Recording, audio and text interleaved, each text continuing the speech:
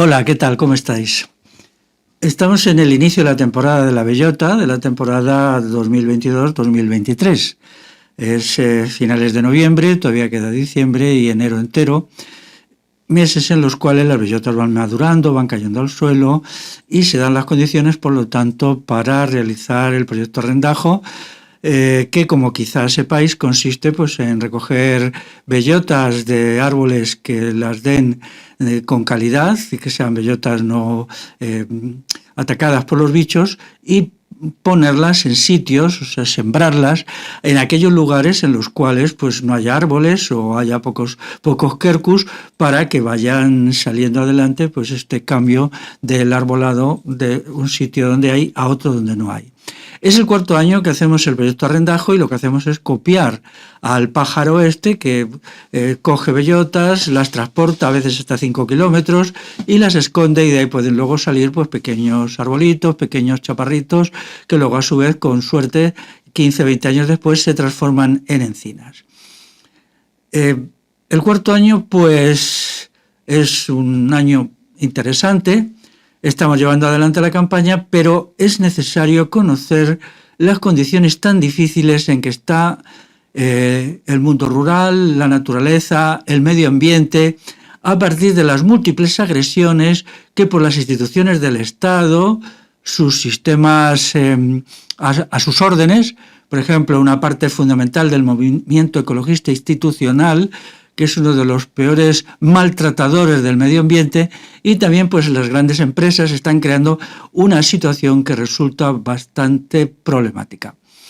Ahora haré una descripción de los 5 o 6 problemas más importantes que tiene hoy el campo, el mundo rural en nuestro país, con el fin de evitar que las conozcáis de una manera acrítica y que caigáis en la desesperación de ver lo mal que están las cosas, porque mi criterio es, precisamente porque están tan mal, es necesario redoblar el esfuerzo por sembrar bellotas. En 2 niveles. El nivel comunicativo, que es fundamental, no hay que dejarse llevar simplemente porque yo cojo mis kilos de bellotas y los pongo en otro sitio que he elegido, si es posible en una tierra comunal, y eso es todo. No, eso es una parte. La otra parte es el esfuerzo comunicativo, explicativo, las charlas, los actos que ya nos llegan, en algunos casos se están haciendo bastante bien, en el plano local, en el comarcal, en el provincial. La gente está aprovechando esta temporada para crear sus pequeños equipos, sus pequeños grupos de trabajo para la forestación, que a mi entender tienen que elevarse a una categoría superior, como expondré en otra intervención oral mía que editaré más adelante. Se tienen que convertir en embriones del concejo abierto, de lo que en Euskal Herria se llama Batzarre, para darle al asunto una dimensión total, una dimensión global, y no simplemente estrechamente, pues digamos, forestadora, que está muy bien, pero lo forestador tiene que estar en el marco de un estado político, de un estado económico, de una situación a la que tenemos que hacer frente. Pues voy allá. El asunto será un poquito largo, porque si quiero dar una visión de conjunto, pues tardaré un tanto, aunque simplificaré mucho. Se dice que de aquí a 2030 el 60% de los agricultores de nuestro país se van a jubilar, porque la edad media de los agricultores es 61 años. En total son 500.000 agricultores. Entonces, ¿qué va a suceder? Que hay una gran cantidad de empresas del agronegocio, también de los fondos de inversión, de los fondos de pensiones y de bancos, que están comprando tierra en grandes cantidades. Esto es muy inquietante, porque ellos compran tierra para hacer una explotación depredadora, brutal, salvaje, llenarla todo de herbicidas, de pesticidas, de agrotóxicos, sacando en pocos años unos rendimientos enormes, agotando los acuíferos y luego dejando estas tierras ahí abandonadas para ir a hacerlo a otro sitio, por ejemplo a Australia o al Amazonas o a donde salga. Pero además, claro, esta gente pues lo que quiere crear son grandes haciendas de 20.000 hectáreas, 30.000 hectáreas. Lo que vamos a tener es un latifundio trabajado por peones agrícolas, básicamente emigrantes, en unas condiciones deplorables y patéticas. Y aquí va a resultar pues una degradación completa. Primero porque el agricultor clásico, por ejemplo, un cerealista castellano que tiene 200 hectáreas, un olivarero andaluz que tiene a lo mejor 60 hectáreas, un señor que tiene tierras hortícolas en el País Valenciano, o gente que tiene en La Mancha o en La Rioja una cierta cantidad de viñedo, pues estos van a desaparecer. No tienen continuidad, ¿por qué? Porque el trabajo agrícola hoy maquinizado, quimizado, es horrible, yo lo entiendo, aunque no estoy de acuerdo con que sea así, pero entiendo que sus hijos no quieran subirse al tractor, no estar rodeado de tóxicos, de sustancias venenosas, peligrosas, en un trabajo monótono, repetitivo, siempre pendientes de las hipotecas, los bancos, patatín, patatán, unos precios miserables, trabajando muchísimas horas para no conseguir prácticamente nada. Simplemente ir tirando y sobreviviendo, pagando muchísimos intereses por unos equipos y una maquinaria y unos productos añadidos, unos insumos que son carísimos. Así pues, como esto es así, pues las grandes empresas estas van a comprar tierra, pero no 500 hectáreas ni 1000, pueden comprar 50.000 hectáreas, 100.000 hectáreas, no sabemos exactamente. Voy a citar algunas de estas grandes transnacionales, por ejemplo, Proa Capital, un fondo de inversión canadiense que se llama PSP, otro fondo que se llama CVC, Abac Capital, el banco HSBC, ASAF, que es una empresa del agronegocio. Estos además son el resultado ya de haber comprado muchas empresas de tipo medio y grande, aquí españolas, que la han incorporado y entonces las han digerido, las han absorbido. Cuanto más grande es una empresa agraria, más ligada al agronegocio, pues entonces más destructivo y más depredador es su obrar. Estas empresas se hacen con todo, con la producción, con la transformación y con la comercialización. Entonces, lo que va a resultar de aquí, por ejemplo, es el vaciamiento de los acuíferos. Van a intentar, saltándose por encima de toda la normativa, que no vale para nada, la normativa actual, que es lo que ha hecho el movimiento ecologista financiado por Bruselas y servidor de la paz, pues aplica al pequeño agricultor, que es lo que se ha hecho también. Se le ha hecho la vida tan imposible que, claro, sus hijos no quieren continuar el oficio del padre, el oficio agroganadero o ganadero simplemente. Entonces, pues lo que va a suceder es que este hostigamiento legal continuo, constante que ha hecho el ecologismo contra el pequeño agricultor y el pequeño ganadero, pues sirve a los fines que se habían planteado, que es una concentración asombrosa de la propiedad en las manos de unas pocas empresas como las que he citado antes, que son grandes fondos de inversión, bancas, transnacionales del agronegocio, etc. Entonces a esto se une el segundo problema, que es naturalmente el 1.000.000 de hectáreas que dicen que vamos a tener antes de 2030 de placas solares. Las placas solares, ya lo he dicho otras veces, son muy tóxicas, agotan los acuíferos porque requieren ser periódicamente lavadas, su toxicidad cae con la lluvia al suelo y entonces el suelo se absorbe de los productos tóxicos que forman las placas y luego después hay que destoxificar el suelo. Y hay por ahí algunos estudios que explican qué se debe hacer cuando al cabo de 15 o 20 años un campo de placas solares ha quedado ya agotado, ya no es productivo porque está envejecido y entonces al quitarlo pues hay que destoxificar el suelo. Esto es lo que llaman energías limpias. Fijaos qué cosas, energías limpias que son aterradoramente tóxicos, porque es muy distinto que uno, bueno, en su casa o allí cerca ponga 3 o 4 placas solares que tenga a lo mejor, pues como yo vi no hace mucho, una extensión de 80 hectáreas, todas de placas solares, y estas son de las pequeñas. Lo que hay aquí ahora quieren traer, pues a lo mejor es 2.000, 3.000 hectáreas de placas solares. Con los aerogeneradores sucede lo mismo. Las palas de los aerogeneradores son muy tóxicas y cuando cumplen su ciclo productivo, más o menos en 20 años, pues no se sabe qué hacer con ellos y se ha decidido enterrarlos sobre el terreno. Al enterrarlos sobre el terreno, pues claro, con el agua de lluvia tenemos que eso se filtra a los acuíferos, por lo tanto los acuíferos no solamente se están medio vaciando, sino que además el agua que va a salir de ellos es crecientemente tóxica. En la medida que vamos hacia 1.000.000 de hectáreas, o quizá más, no se sabe, porque las empresas que lo hacen no sueldan presta de placas solares y al mismo tiempo otra de aerogeneradores. Los gastos del agua son enormes. El factor limitante es el agua, pero claro, ahora se habla mucho de la privatización del agua y tal, y entonces salen siempre los estatólatras, los adoradores del Estado, diciendo que el agua tiene que ser un bien público. Pero vamos a ver, el agua tiene que ser lo que ha sido siempre, un bien comunal, no un bien del Estado, no un bien de las instituciones, que luego simplemente estas instituciones del Estado para su negocio. Porque vamos a ver, el Estado es la primera empresa capitalista de este país, la que más ingresos tiene, no solamente por vía fiscal, sino también porque tiene montones de empresas, luego en otros tiene participación del 50, del 70%, a veces del 100%. Entonces es el gran negocio, el gran capitalismo, el Estado es el gran capitalismo, ¿no?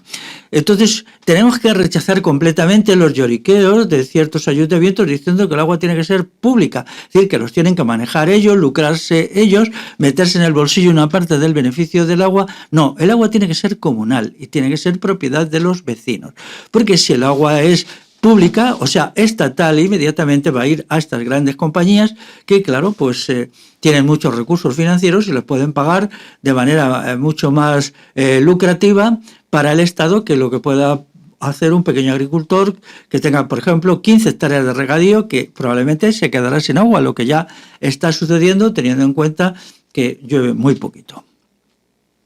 Entonces tenemos dos problemas. Un desembarco en el campo a tambor batiente y a grandísima escala del gran capitalismo. En segundo lugar, todo el asunto de los aerogeneradores y de las placas solares, que esto está dentro de la pelea interimperialista entre lo que es la Unión Europea y Rusia-China. El complejo imperialista, terrorífico, sobre todo China, Rusia y China, pues entonces han decidido, ya la lucha es a muerte, la lucha ya es total, ya están llevándola a todos los terrenos, al terreno jurídico internacional, al terreno económico, al terreno tecnológico y también en algunos sitios como Ucrania al terreno militar, pero luego habrá más espacio.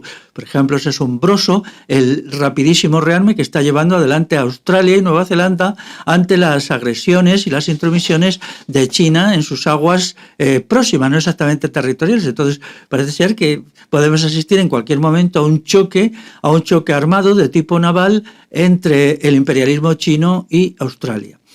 Bueno, todo esto es a nivel general. Entonces, el objetivo de todo este sistema de las energías limpias no es salvar al planeta, como dicen algún ecologista sinvergüenza, sino sencillamente pues, tener unas condiciones mucho mejores para llevar adelante la confrontación con Rusia, logrando un grado mayor de autosuficiencia energética y aprovechando esta autosuficiencia energética también para la energía que necesitan las fábricas militares. Ahora mismo España se está rearmando a una velocidad de vértigo, aunque todo esto se oculta, porque ya sabéis que el actual gobierno pues es un gobierno de izquierdas y por lo tanto es un gobierno hipócrita que miente, que oculta la verdad del rearme que él mismo está llevando adelante. Reconocen solo una parte pequeña del rearme que están haciendo, quizás solo un tercio, mientras ocultan los 2 tercios restantes por medio de empresas y compañías que aparentemente no son militares, pero sí trabajan para el ejército.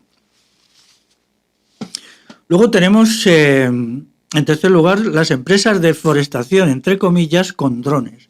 Esto es otro invento también que ha surgido hace poco, que te dicen que no hay que hacer nada, no hay por qué ir a plantar árboles ni a sembrar bellotas, basta con tener unos drones y estas empresas, algunas de ellas de capital canadiense, pues lanzan sus lluvias de semillas, te dicen que son especies autóctonas, pero claro, nosotros no nos lo creemos y decimos que no, que son especies maderables, lógicamente, porque ellos buscan el beneficio, especies de crecimiento rápido, ajenas a nuestros ecosistemas y por lo tanto destructivas para ellos.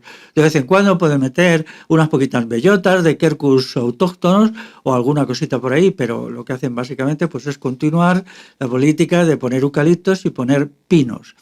Este asunto también es preocupante porque el comunal es de los vecinos y esto se está haciendo sin autorización de los vecinos. Es decir, los ayuntamientos venden el derecho a estas grandes empresas de lanzar semillas por medio de drones, semillas de árboles, y ellos lo hacen. Pero vamos a ver, el comunal es de los vecinos reunidos el concejo, no del ayuntamiento. Esto es así incluso en el terreno legal. Así pues, esto debería cesar y si tenéis en alguna zona conocimiento de este asunto, pues por favor denunciarlo y decir dónde se está haciendo, porque corresponde a los vecinos las tareas de forestación, de cuidado del bosque que vaya surgiendo, etcétera, etcétera. Luego, los incendios de este verano, pues ya veis, ardieron sobre todo las plantaciones forestales, los pinares y tal, y entonces pues vienen aquí los sermones de que es que hay que meter ganado y tal, efectivamente. Pero vamos a ver, ¿dónde está ese ganado si el campo está vacío, completamente vacío ahora mismo?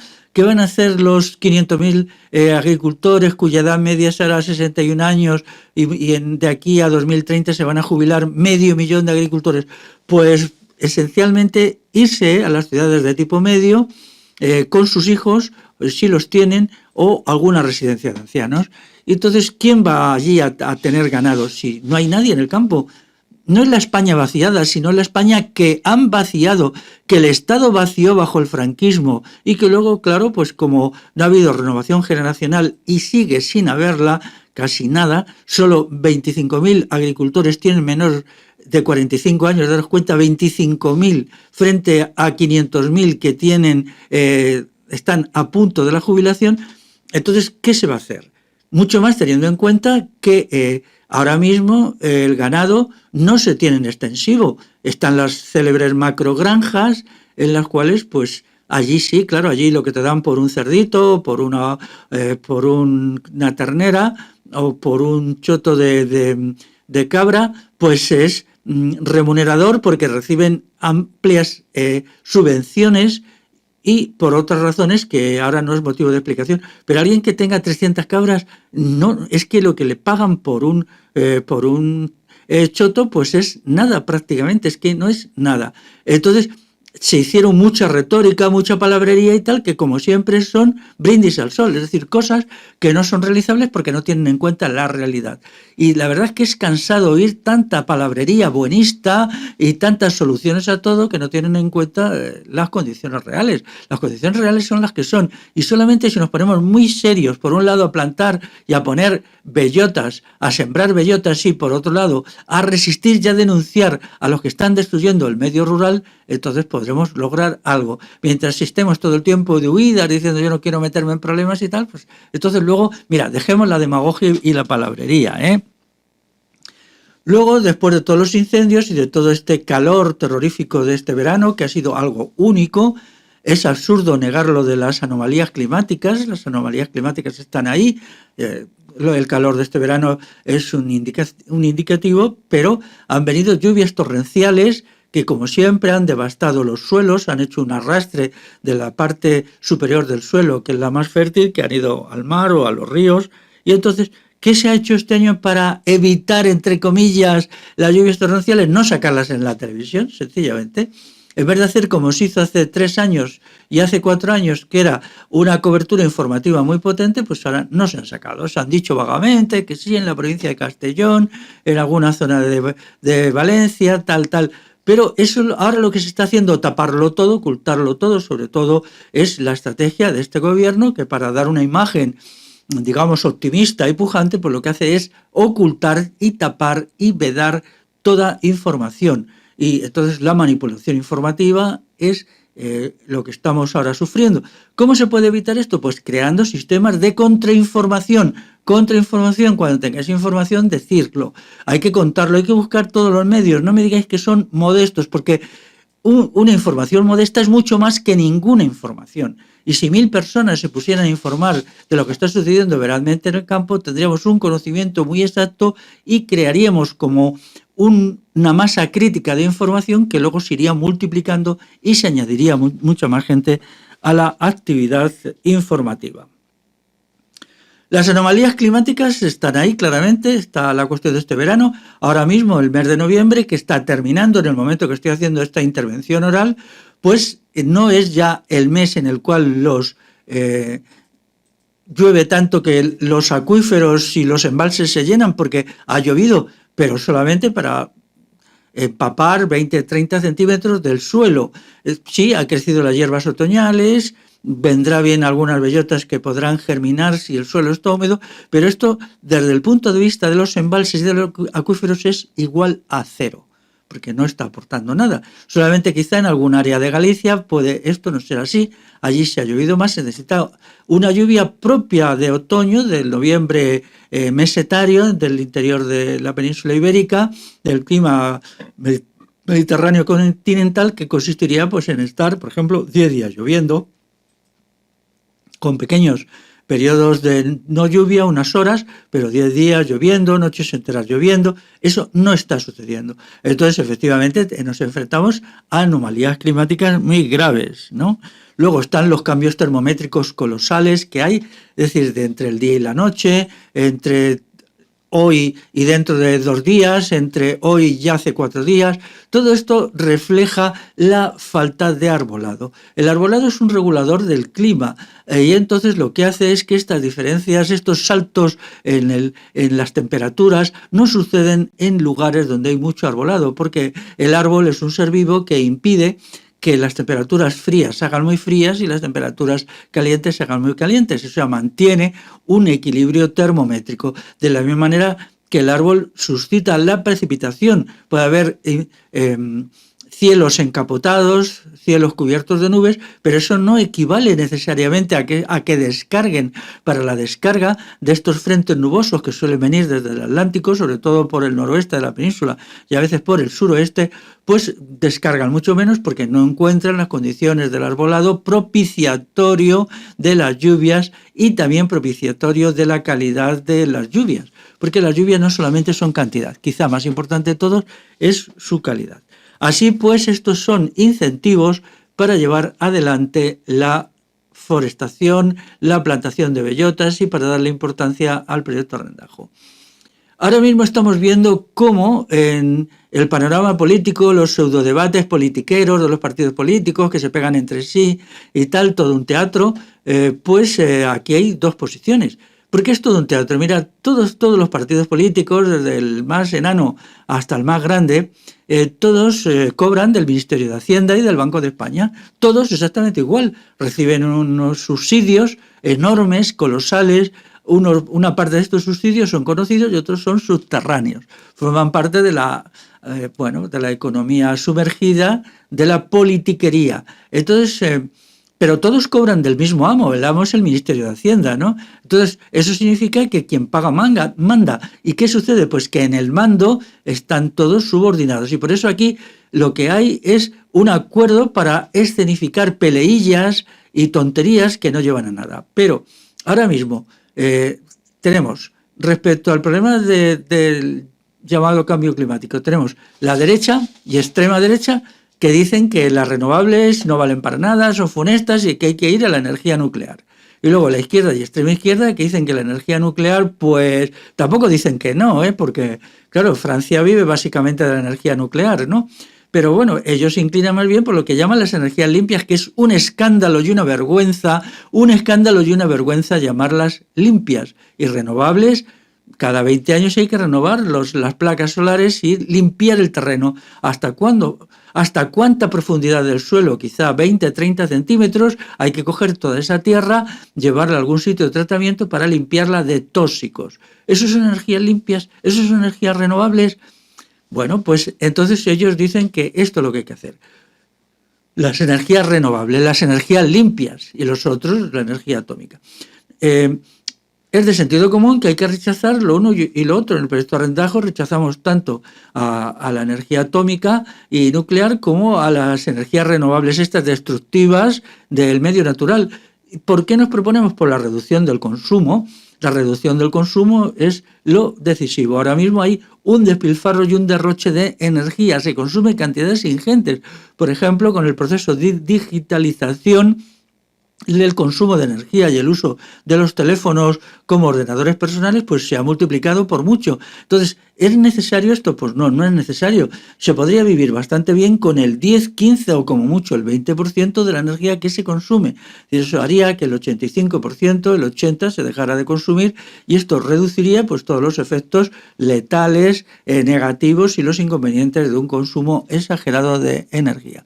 Pero claro, ¿quién lo va a hacer? A mí me parece absolutamente hipócrita que en la cumbre del clima, absolutamente, cuando están diciendo lo de la huella del carbono y este sonsonete que ya se ha convertido en un tópico, allí a Egipto y han ido pues en los 400 o 420 aviones privados, no han sido capaces de ponerse de acuerdo para ir los asistentes en viajes comerciales que, claro, consumen mucho menos carburante, queman mucho menos derivados del petróleo y ya han estado una temporada. Pero vamos a ver, todo el capitalismo actual, por ejemplo, la deslocalización de las empresas hace que si una empresa tiene sus componentes que los trae desde 25 sitios a una distancia media de 12.000 kilómetros, esa distancia media de 12.000 kilómetros, como una empresa que estuve estudiando el otro día, entonces hace que el gasto energético para llegar al lugar donde se ensamblan todas esas piezas, todos esos componentes, por ejemplo, de un automóvil, pues signifiquen un coste económico colosal.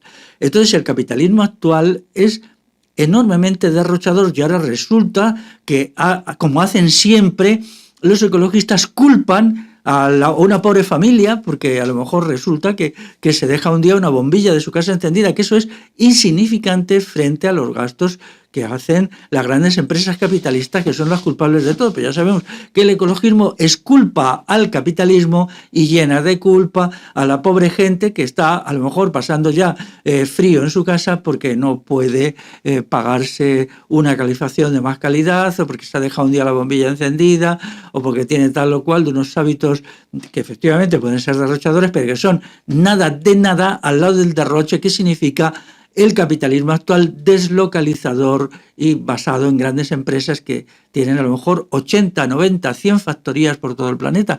Eso no se puede resolver. Entonces, por favor, que no nos den la tabarra como nos dan, nos estén sermoneando día y noche. ¿Por qué no van a sermonearle a ellos, a los empresarios estos, y que a ver si son capaces de construir un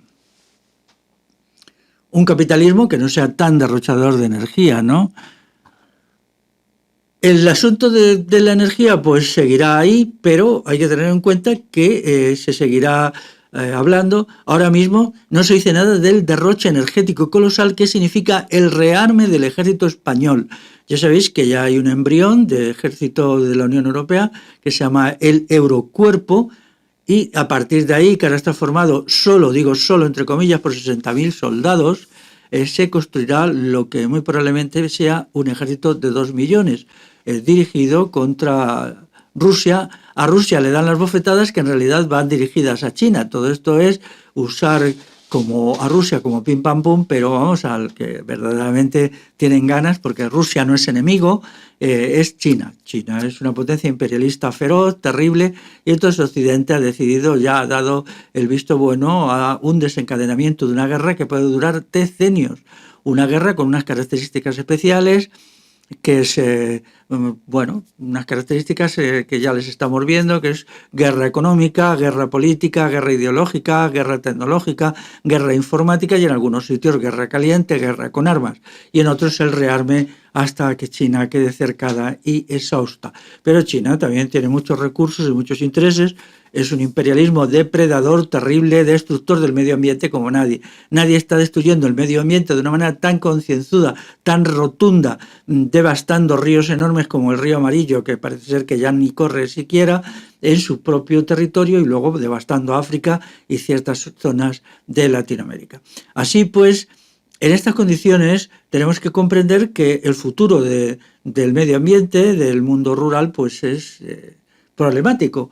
Y eso no nos debe llevar a ningún sentimiento de desesperación ni de depresión, sino tenemos que reforzar la apuesta de las bellotas, porque si cedemos ahora, la situación sería muy difícil luego de remontar. Dentro de 5, 6, 7 años, pues ya las destrucciones pueden haber sido enormes, sobre todo por estas grandes empresas que, con el apoyo del gobierno de izquierdas, de la política agraria común y de la Unión Europea y, por supuesto, del movimiento ecologista, están tomando el campo, comprando montones de terreno para someterlo a una agricultura que yo le calificaría agricultura de depredación máxima, porque lo va a destruir todo, el suelo, el agua, el paisaje, todo, absolutamente todo, y luego lo dejarán, lo abandonarán ahí y se irán a otro lugar, a otro país, a otro territorio, y aquí nos quedaremos los que se queden, pues ¿para hacer qué?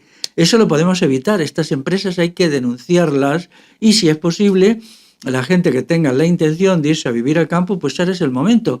Ahora muchos pequeños agricultores están vendiendo tierras porque se jubilan y, bueno, aunque el precio de las tierras ha subido, pero siempre existe una posibilidad de introducir una agricultura diferente, una agricultura natural, una agricultura popular que no tenga en cuenta las exigencias del capitalismo, sino que sea más bien de autoabastecimiento, y a partir de ahí pues intentar darle otro rumbo al campo, porque el que lleva es malo. Tengo también que decir que una vez más vemos cómo es la ciudad la que está destruyendo en su propio beneficio el campo. Hace ya mucho tiempo lo llenó todo de presas, de embalses en los tiempos de Franco, porque las ciudades necesitaban agua y se necesitaba también agua para los regadíos que produjeran los productos hortícolas para satisfacer las ciudades. Entonces se hizo la gran barbaridad de todo este sistema de presas, etcétera, etcétera. Es decir, el mundo rural, los paletos, como se decía, ponían el agua y las ciudades se beneficiaban de ello. Ahora está pasando lo mismo con la energía. Es decir, vemos que van a coger el campo, lo van a destruir en algunos totalmente, lo van a destruir de una manera total para que las ciudades y las empresas y las fábricas y las oficinas puedan tener electricidad, no dependan del rival imperialista, que en este caso es Rusia. En un año o dos esto puede estar hecho, ¿no? Pero ¿dónde queda la basura? ¿Dónde quedan los desechos? ¿Dónde quedan los productos tóxicos? Los quedan en el campo, es como en los coches eléctricos. No, los coches eléctricos ya por todas partes se pueden recargar. ¿Pero para qué? Para que las ciudades estén limpias de contaminación, pero van a dejar la contaminación en el campo. Es decir, el campo es el basurero, el lugar de expolio de la ciudad. Por eso, cuando se viene aquí y olvidan, por ejemplo, siempre los ecologistas olvidan la función destructiva ecocida 100% de la ciudad. La ciudad es el centro del ecocidio y la ciudad existe porque existen las instituciones del Estado, la gran banca, las grandes transnacionales, el ejército, todo esto allí tienen sus sedes. Si ya lo he dicho alguna vez, pero si se recorre, por ejemplo, en Madrid, que es la capital del Estado español, el espacio que hay, que son unos 6 kilómetros o un poquito menos, desde la plaza de Atocha, donde está el Ministerio de Agricultura, se llame ahora como se llame, porque le cambian de nombre cada 2 o 3 años, hasta la Plaza de Castilla. Allí tenéis concentrado todas las instituciones de poder económico, poder financiero, poder político, el Congreso de los Diputados está un poquito a mano izquierda, poder militar, poder de la Guardia Civil, todo está allí concentrado. Entonces esta concentración máxima de poder hace que el poder sea la ciudad. Entonces, la creencia de que se puede arreglar el medio ambiente sin resolver el problema de la ciudad, que es la gran mentira del ecologismo burgués, del ecologismo mega financiado y del ecologismo capitalista, lo que se llama el capitalismo verde, es que eso es una mentira totalmente, porque ahora lo estamos viendo, ¿no?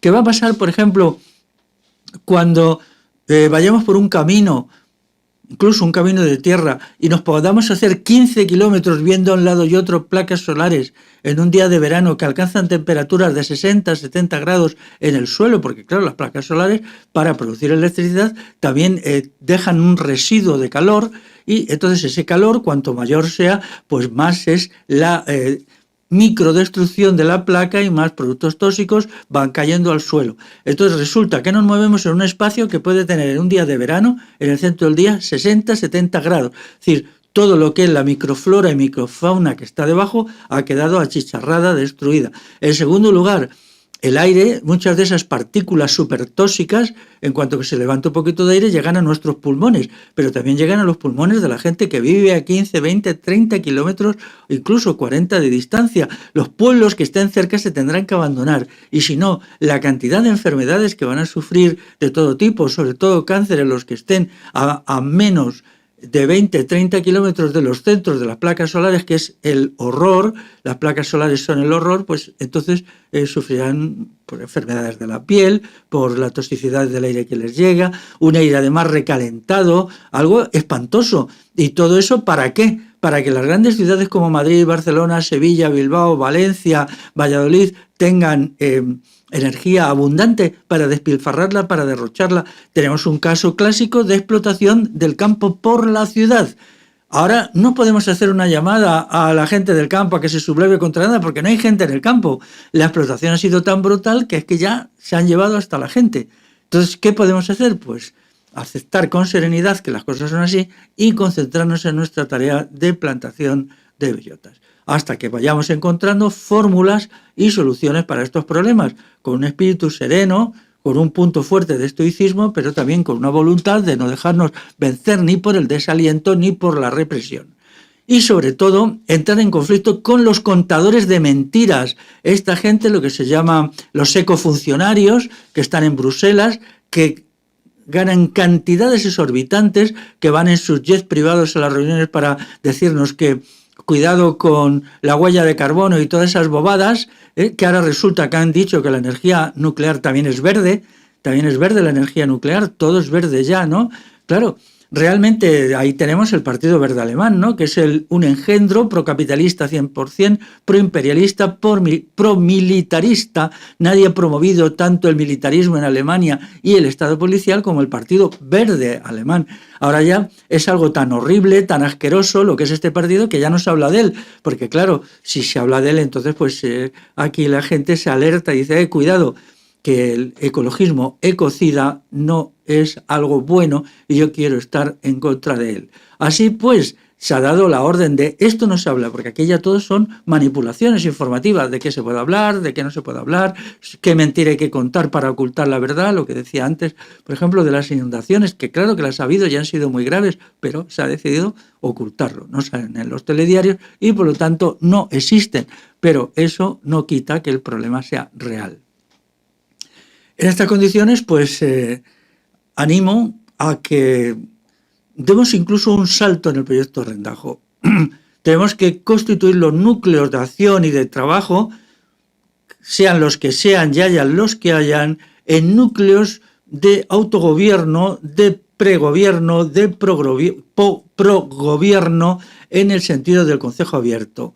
Por ahora solo dejo indicado esto para en una segunda intervención que podéis encontrar también en mi canal, mientras mi canal aguante, claro que sí, pues entonces tendremos que desarrollarlo más, ir aplicándolo mejor, porque el proyecto de la colocación de las bellotas, de la siembra de bellotas, tiene que ir unido a un proyecto de transformación integral de nuestra sociedad, porque ahora vemos que lo que aquí está abatiéndose sobre el campo hasta destruirlo, pues son hechos políticos, ¿no? Resulta que las superpotencias han decidido lanzarse las unas contra las otras, cuchillo en la mano, y entonces nos están aniquilando, que las grandes compañías han decidido convertir la península ibérica en un semidesierto cargado de tóxicos donde van a extraerlo todo, que vemos los continuos pseudodebates entre los que dicen que la energía nuclear es fabulosa y los que dicen que las energías limpias, o sea, supertóxicas, son fabulosas, y tenemos que introducir